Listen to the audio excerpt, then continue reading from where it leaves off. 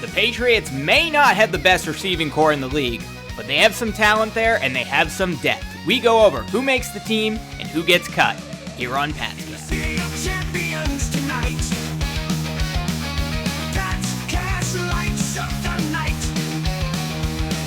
Welcome to PatsCast. I'm Brad Whitaker. Good to be with you. Going to break down today the Patriots' current situation at wide receiver. And no, this isn't a podcast where I go over why the Pats should trade for Brandon Ayuk. I think that's a no-brainer, but if it happens, we'll see. But let's just assume the depth chart, the roster that they have right now, is what they're going to take into training camp, what they're going to take into the preseason, and then decide who makes the roster once the regular season hits. So we're going to go through each player here and break down, are they going to make the team? What do they bring to the table? And what might this receiving core look like week 1 of the 2024 NFL season? But let me add the disclaimer right away that I am throwing Jalen Reagor completely out of this discussion.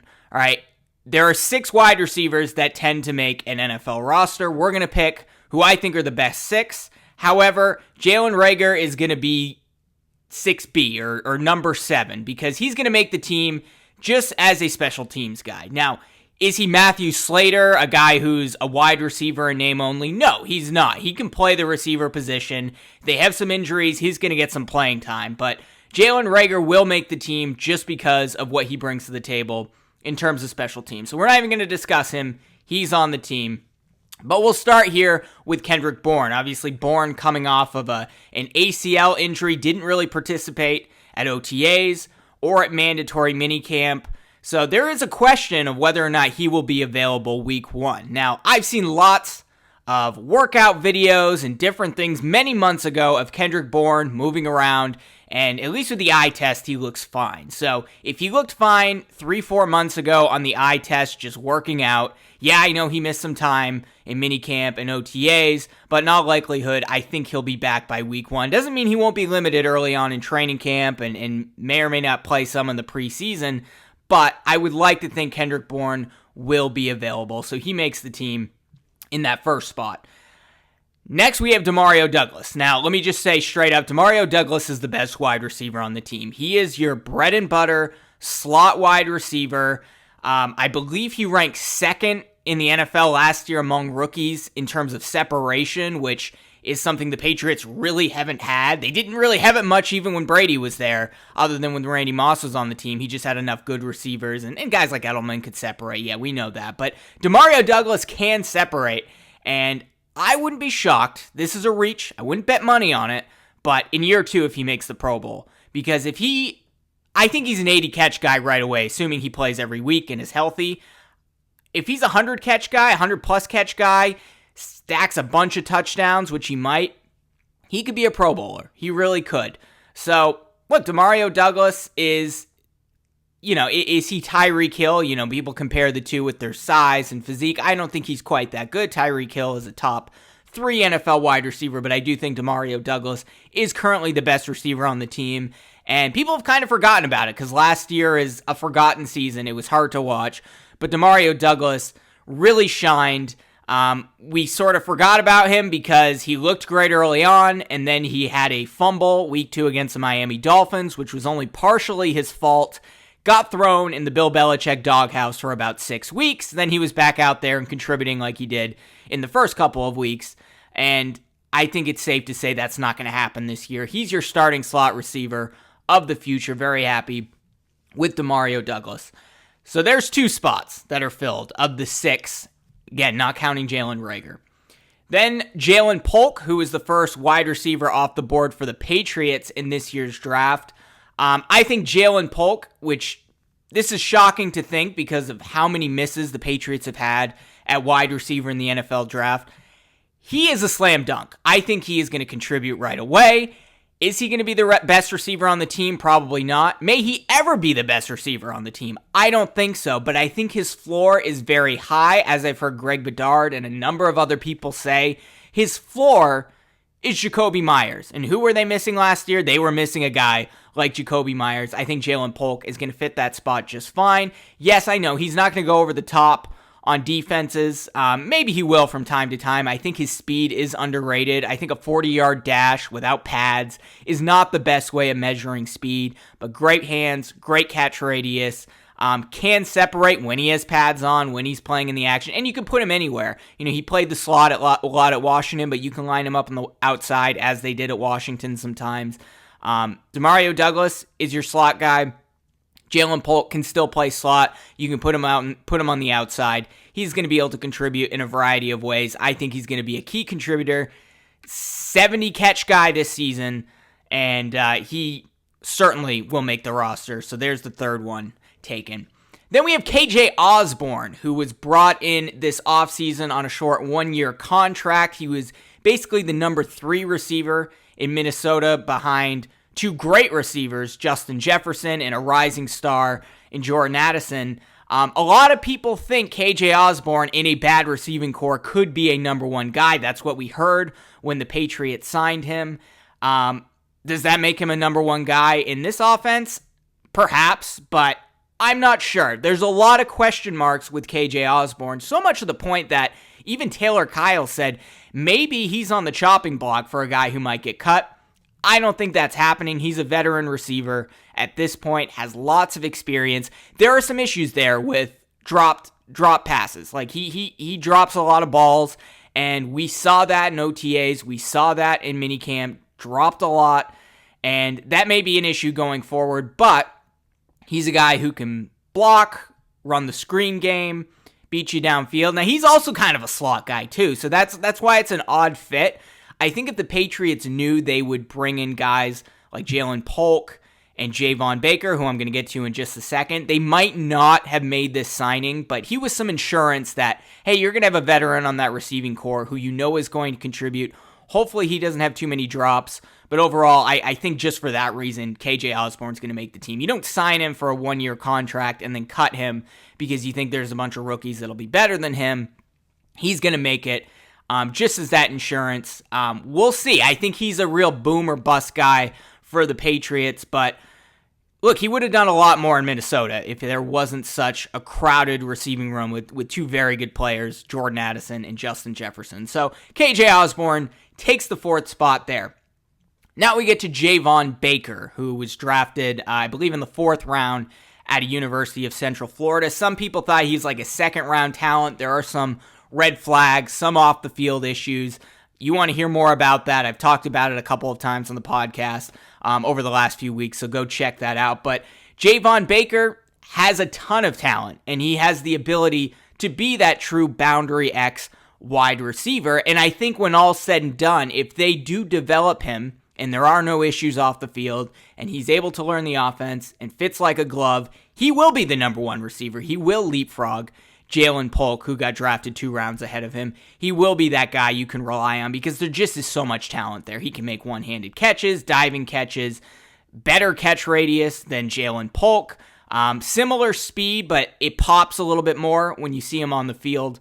I think Javon Baker, you're not going to leave him off the roster. Like, you're not going to put him on the practice squad because somebody else would grab him. So I think he ultimately gets that number 5 spot.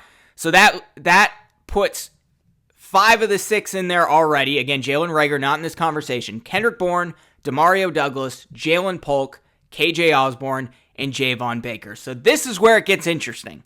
Now you got 3 guys here who are vying for that last spot to make the team.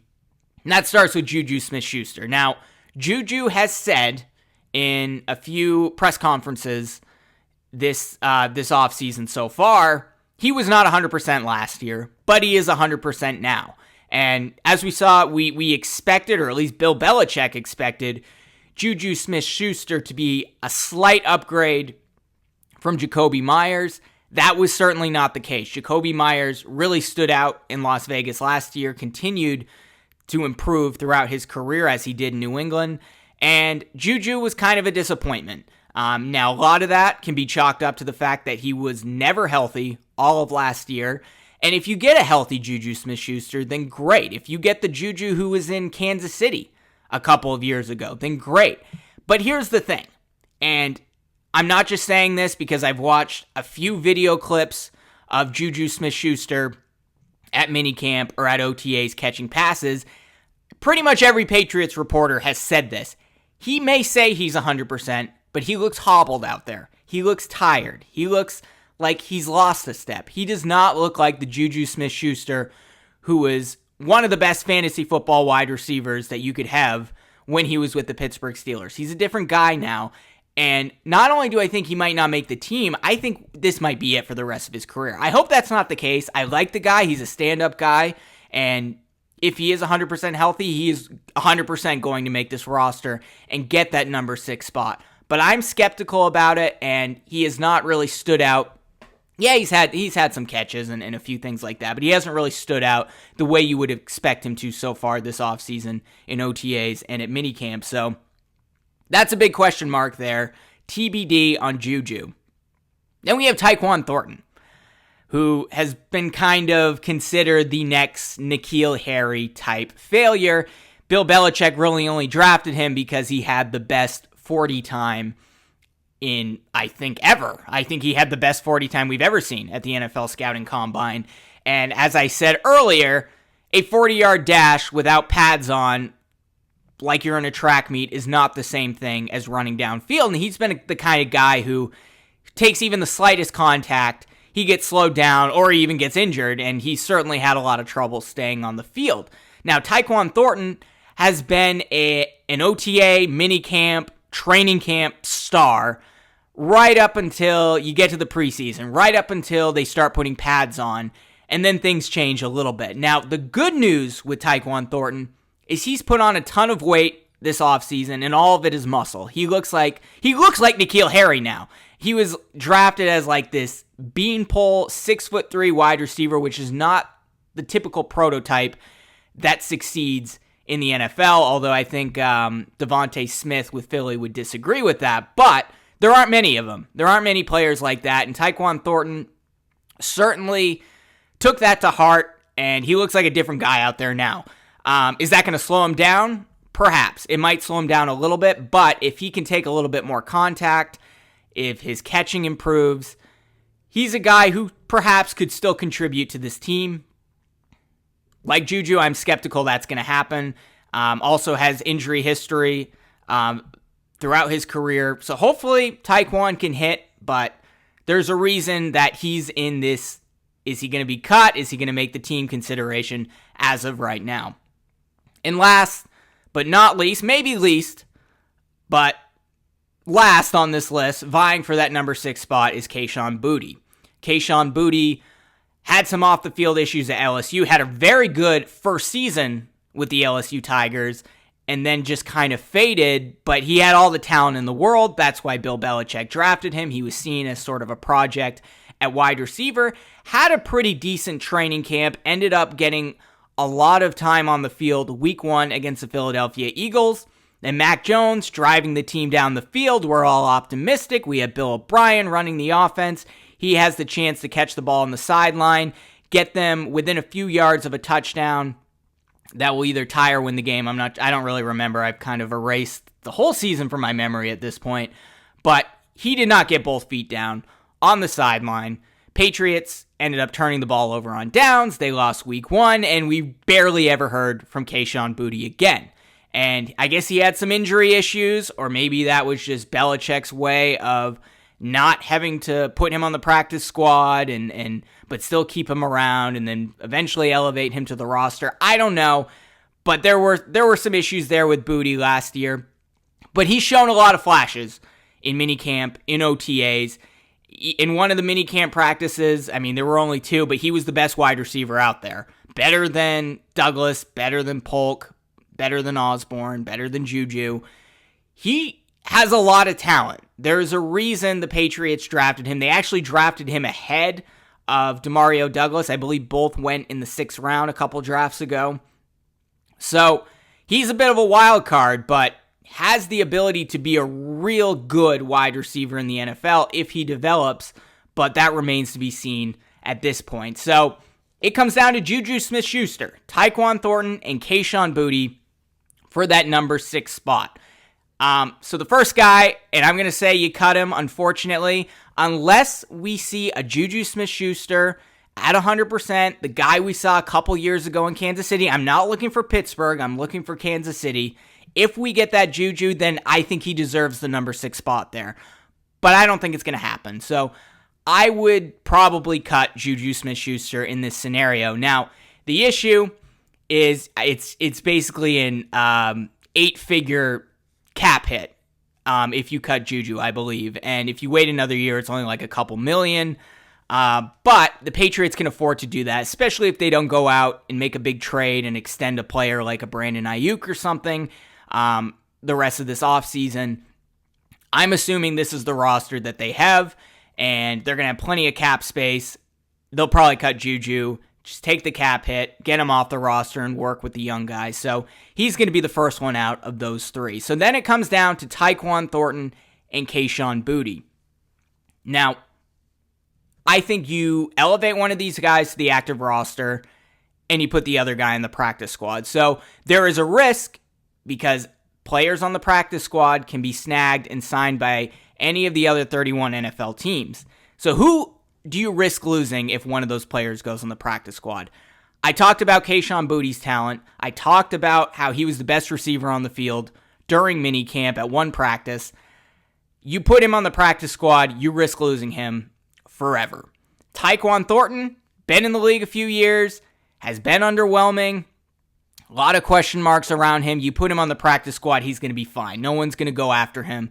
So for that reason alone, I am elevating Kayshon Boutte to the 6th spot on the Patriots receiver depth chart. He makes the active roster week 1, and then you have Tyquan Thornton on the practice squad with the understanding that one of these guys is going to get hurt, or one of these guys is not going to work out, and then you can elevate him eventually, and that will happen at some point. There's too many boom-bust scenarios here. Not every receiver is going to be healthy. We don't even know if Kendrick Bourne is going to be out there week 1, as I said.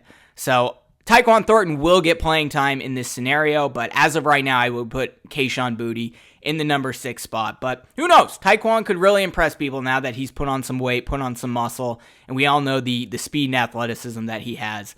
But those are my final 6: Bourne, Douglas, Polk, Osborne, Baker, and Boutte. Let me know if you disagree in the comments below.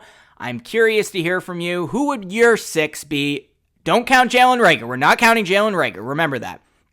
Mine are Bourne, Douglas, Polk, Osborne, Baker, Boutte once again, Tyquan Thornton on the practice squad, and Juju Smith-Schuster gets cut. I want to hear from you. Let me know in the comments below if you're watching on YouTube, and don't forget to like this video, subscribe to the channel, hit the notification bell, or subscribe if you're listening on Spotify or Apple Podcasts.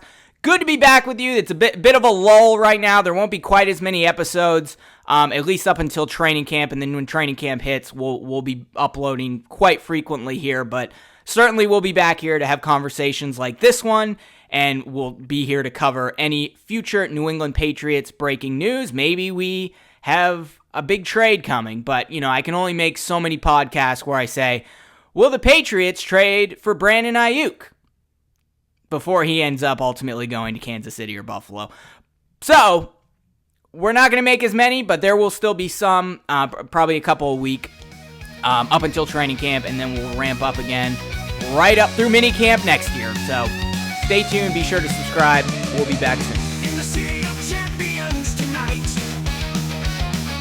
PatsCast lights up the night. Can you